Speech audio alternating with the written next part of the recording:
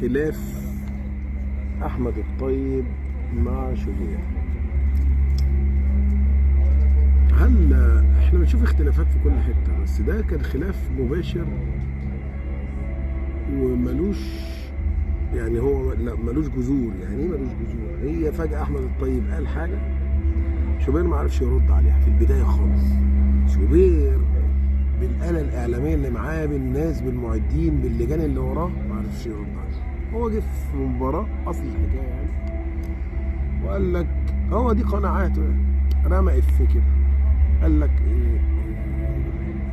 هاني شاكر وعمرو دياب ومحمد منير مشجعين كبار للزمالك، زي ما في مشجعين عايز يقول ان الطبقه الشعبيه بتشجع الاهلي. انا بطريقه ان سعد الصغير وشعبان عبد الرحيم وعباس حموده بيشجعوا المشجعين الاهلي المشهورين يعني.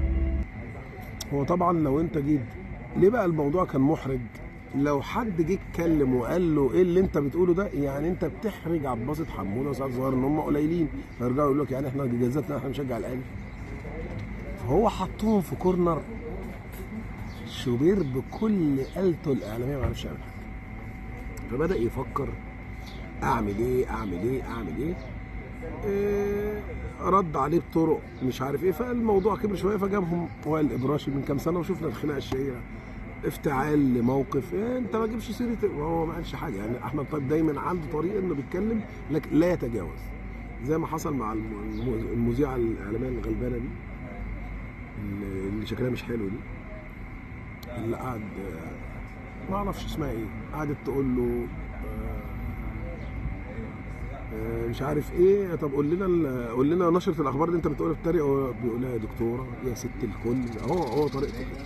فشوبير برضه ما قدرش يلاقي حاجه، راح قايم داب يزق دلق الميه وقايم يجري عليه ويتهجم عليه. طيب النتيجه ايه بقى؟ النتيجه ان كانت ظالمه جدا جدا جدا.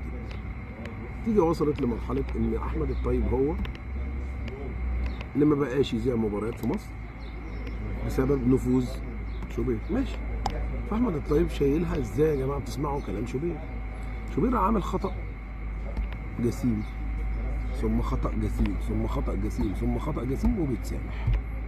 هو الراجل بيقول يعني ده من باب اولى بعد قضيه احمد رفعت ما نشوفوش تاني، من باب اولى بعد موضوع التسجيلات ما نشوفوش تاني. الغريب ان ده اللي اتمنع. فهو احمد الطيب خلاص ما بقاش قدامه غير ان هو يحدف طوب من بعيد. مش عاجبهم تحديف الطوب دوت، وكل شويه يجيبوا ناس تهجم عليه او تمنعه. هي دي المشكله.